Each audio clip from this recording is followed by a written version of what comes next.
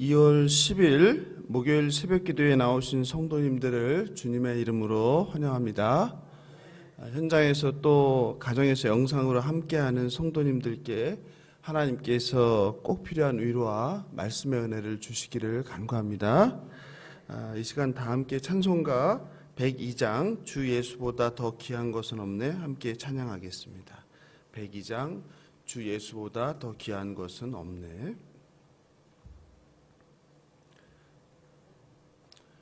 주 예수보다 더 귀한 것은 없네. 예, 102장.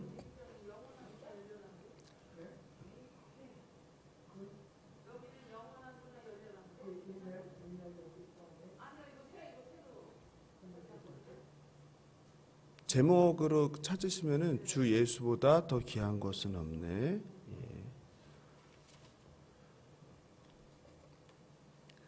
주 예수보다 더 귀한 것은 없네. 이 세상 부귀와 바꿀 수 없네. 영축을 내 대신 돌아가신 그 놀라운 사랑 잊지 못해. 세상 즐거움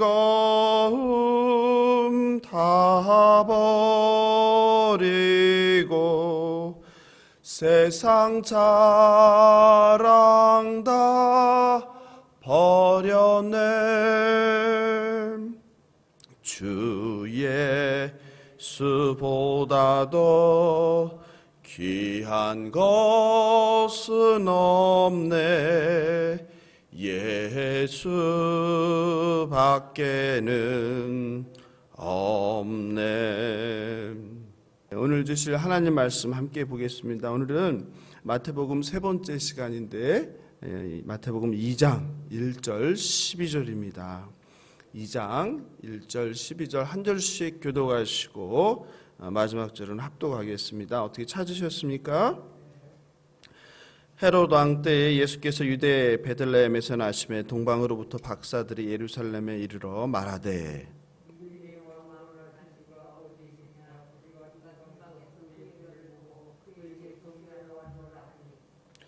헤롯 왕과 온 예루살렘이 듣고 소동한지라.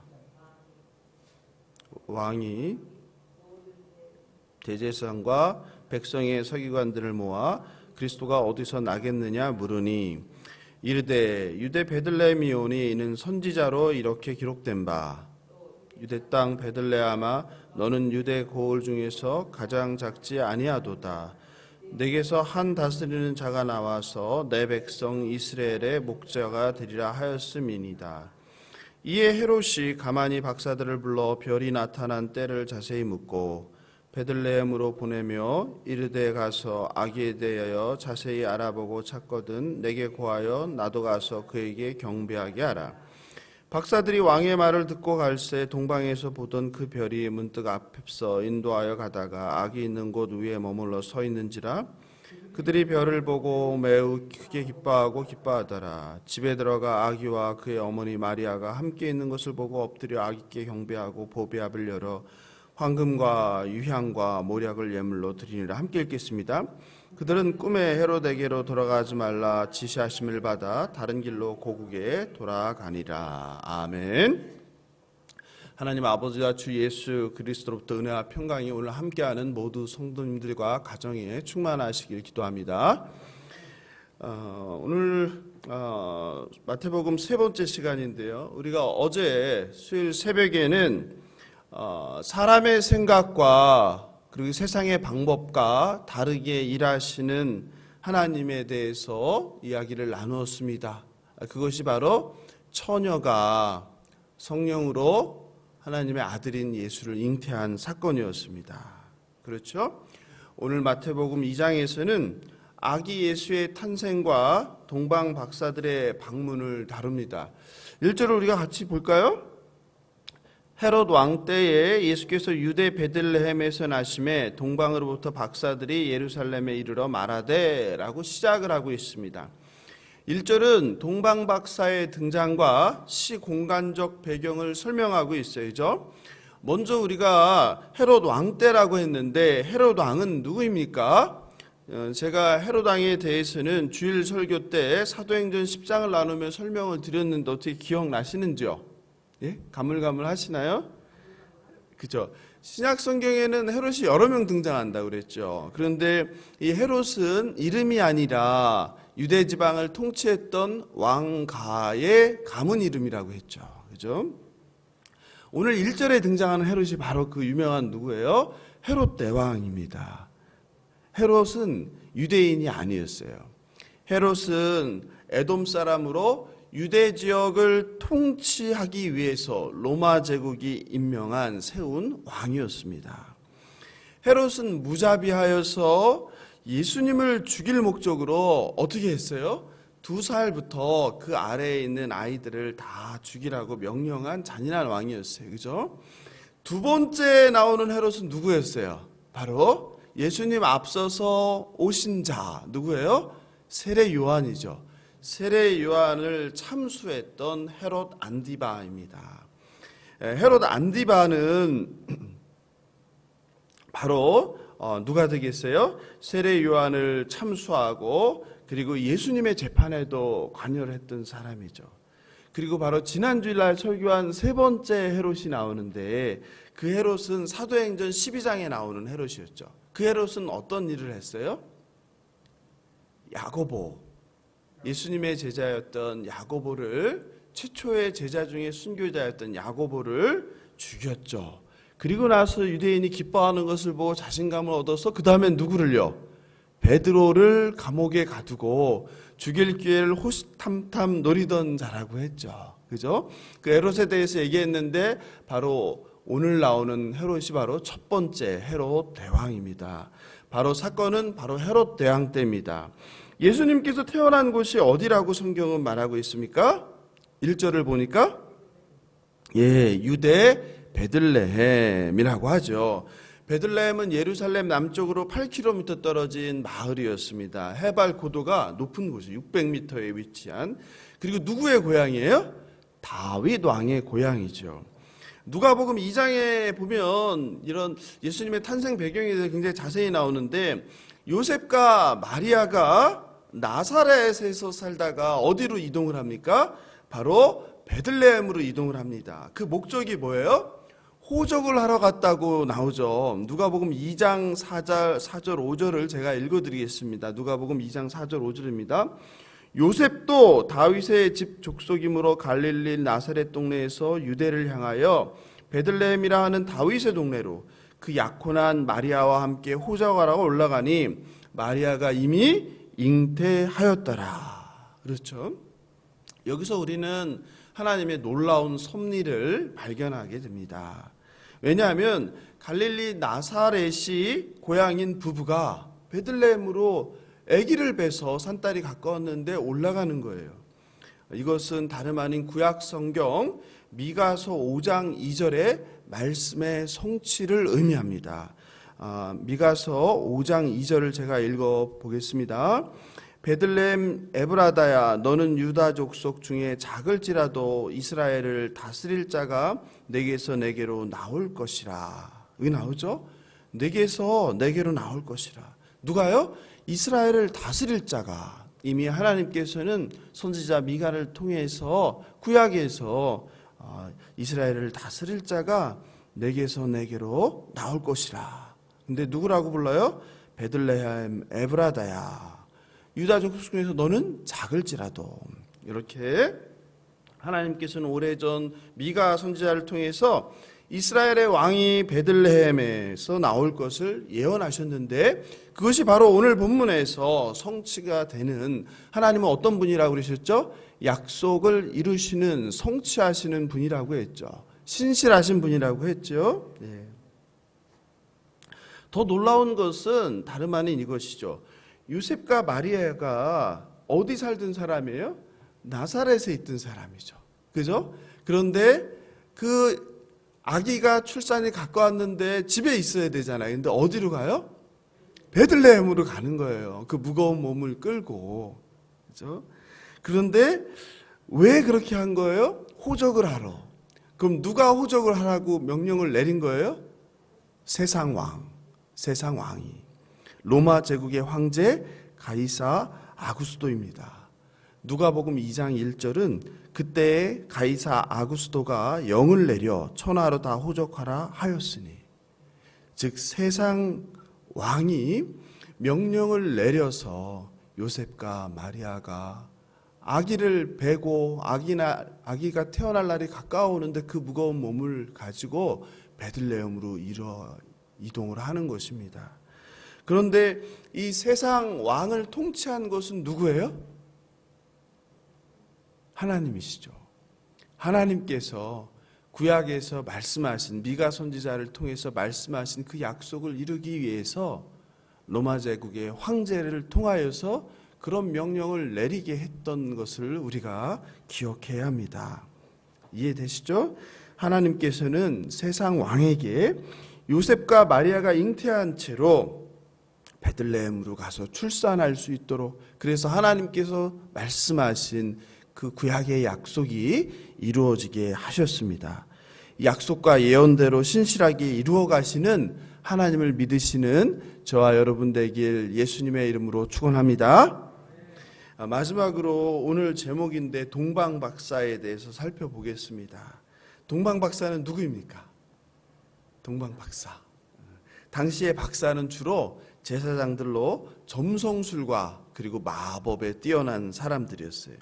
그들은 하늘에 있는 별을 관측해서 하늘의 변화를 통해서 세상 일을 예측하던 사람들이었어요. 학자들은 동방 박사들이 페르시아에서 온 조로아스터교의 현자인 점성술사, 그러니까 별점을 보는 사람들이죠. 일 것이라고 추정합니다. 이들은 유대인의 왕으로 나신 이에게 경배하러 왔다고 합니다. 오늘 2절을 한번 같이 읽어볼까요? 2절 보세요. 유대인의 왕으로 나신 이가 어디 계시냐? 우리가 동방에서 그의 별을 보고 그에게 경배하러 왔노라. 보통 동방박사가 몇 명이에요? 3명. 우리가 어린 시절에 성탄절 2부에 연극하잖아요. 그럼 항상 뭐가 나와요? 마구간이 있고 그리고 동방박사가 있는데 3사람이 나오잖아요. 그죠? 그런데 사실은 동방박사가 몇 명인지 우리는 알 수 없어요. 근데 왜 3사람으로 알고 있는 거예요? 해마다 때가 되면 그 연극을 보면서 연극 속에 등장하는 3사람을 보면서 아, 동방박사가 3사람이구나, 우리 머릿속에 각인이 된 거죠. 그죠? 왜 그런 거예요? 거기 성경을 보니까 선물을 줬는데 몇 가지를 줬어요? 3가지 선물을 줬죠. 그러니까 동방박사가 3사람일 거라고 우리가 추정을 하는 것입니다. 그러나 실제로는 몇 명인지 정확히 알 수는 없어요. 2000년 전 이방나라 사람들, 동방박사는 이방나라, 페르시아에서 온 사람들로 생각하거든요. 이방나라 사람들이 하늘에 있는 별을 보고 수천 킬로를 떨어진 이곳을 찾아왔다는 것은 어떤 일이에요? 참 상상하기 힘든 일이죠. 오늘날도 쉽지 않은데 그 당시에 몇천 킬로를 걸어서 아기 예수 탄생을 보러 왔다는 거 참 신기한 일입니다. 그런데 그들은 빈손으로 오지 않았어요. 유대인의 왕으로 오신 이를 위하여 예물을 들고 왔습니다. 그리고 경배했습니다. 그게 11절이에요. 11절을 우리가 같이 읽어볼까요? 집에 들어가 아기와 그의 어머니 마리아가 함께 있는 것을 보고 엎드려 아기께 경배하고 보배 합을 열어 황금과 유향과 몰약을 예물로 드리니라. 이방인들이 먼 길을 와 예수 탄생을 경배하고 있습니다. 그런데요, 성도 여러분, 이방인들이 수천 킬로를 예물을 들고 와서 예수님을 경배하는데 예루살렘에는 무슨 일이 벌어졌습니까? 3절입니다. 3절을 같이 읽어볼까요?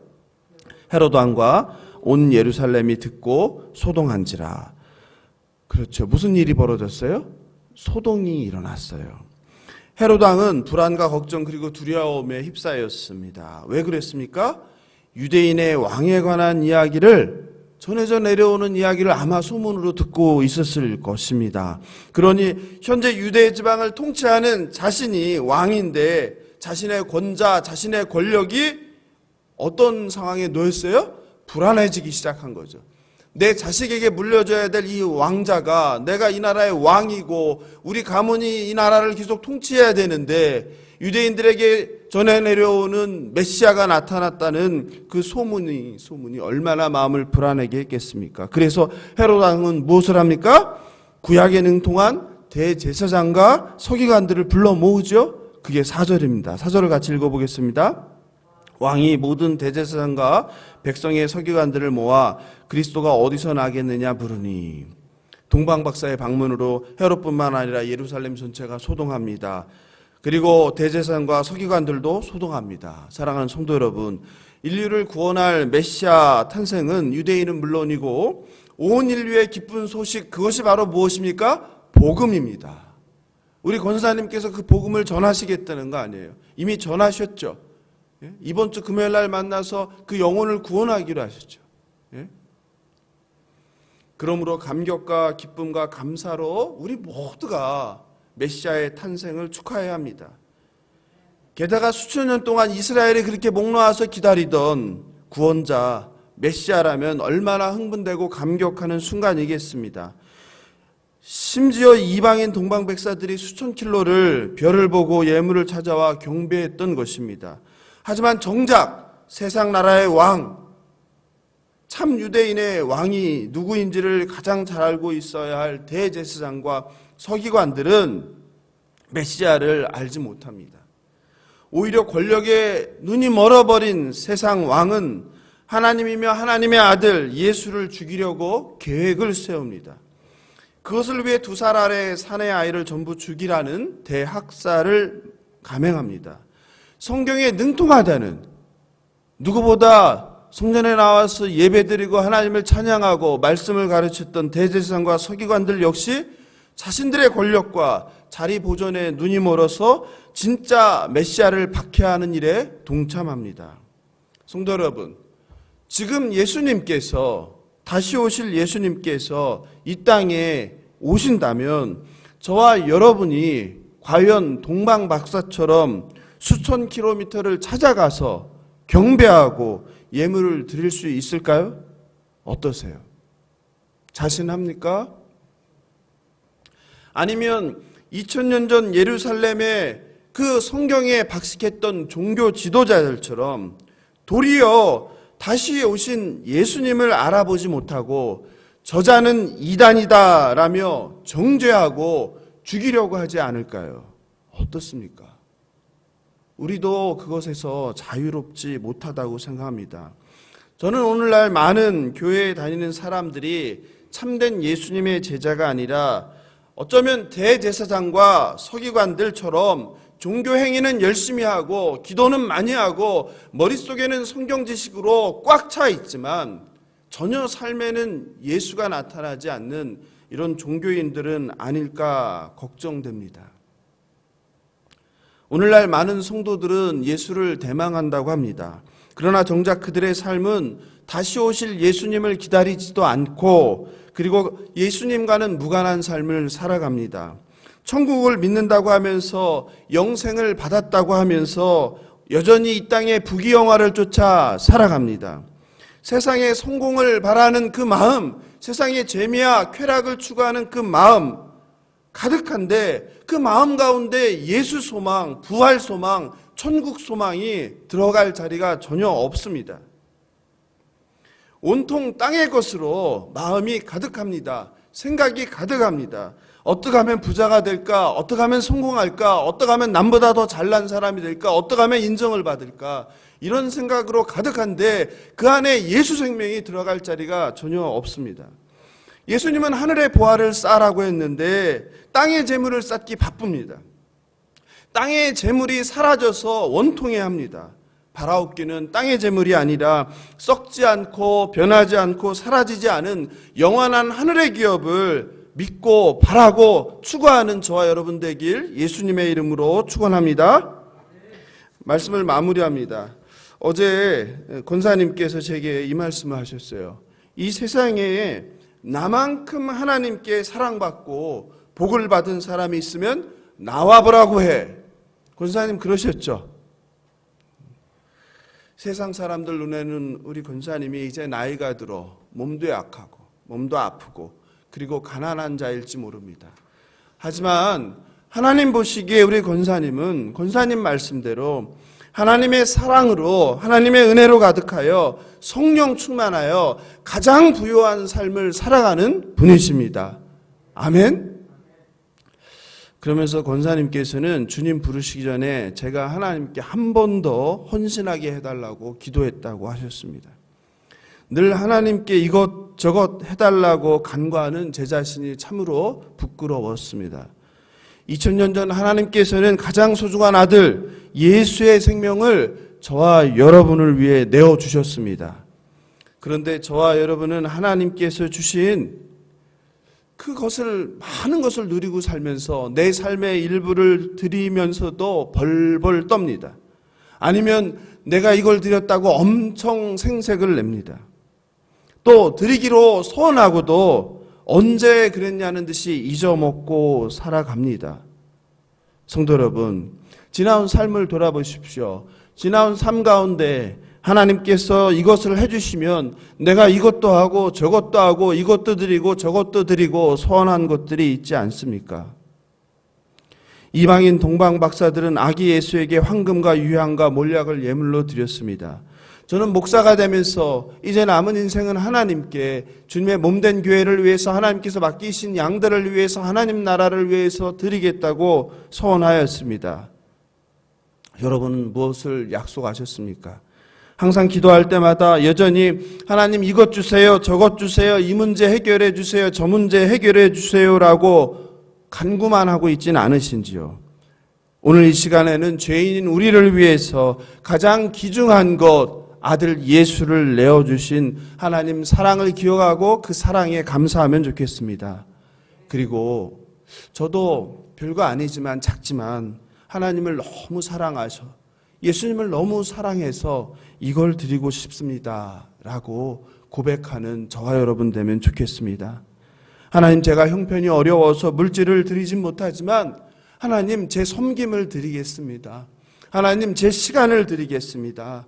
주님을 사랑하는 마음을 이웃에게 전하겠습니다. 하나님, 그 예수, 그 복음, 기쁜 소식을 내가 사랑하는 가족에게, 예수 믿지 않는 자들에게 전하겠습니다. 이렇게 삶의 11조를 하나님께 올려드리겠습니다. 하나님께 달라고, 해결해 달라고만 간구하는 것이 아니라 하나님을 그 사랑하여서, 예수님을 사랑하여서 저도 하나님께, 저도 예수님께 별거 아니지만 제 삶의 일부를 사랑하는 마음을 온전히 드리겠습니다 라고 고백하는 우리 예수 사랑교회 모든 성도님들, 현장에 계신 그리고 유튜브로 함께하고 계신 모든 성도님들에게 임하길 예수님의 이름으로 축원합니다. 우리 다 같이 주님께서 가르쳐 주신 기도로 새벽 기도를 마치겠습니다. 하늘에 계신 우리 아버지여, 이름이 거룩히 여김을 받으시오며 나라 임하옵시며 뜻이 하늘에서 이룬 것 같이 땅에서도 이루어지이다. 오늘날 우리에게 일용할 양식을 주옵시고 우리가 우리에게 죄 지은 자를 사하여 준 것 같이 우리 죄를 사하여 주옵시고 우리를 시험에 들게 하지 마옵시고 다만 악에서 구하옵소서. 나라와 권세와 영광이 아버지께 영원히 있사옵나이다. 아멘. 오늘도 승리하는 하루 되시길 바랍니다.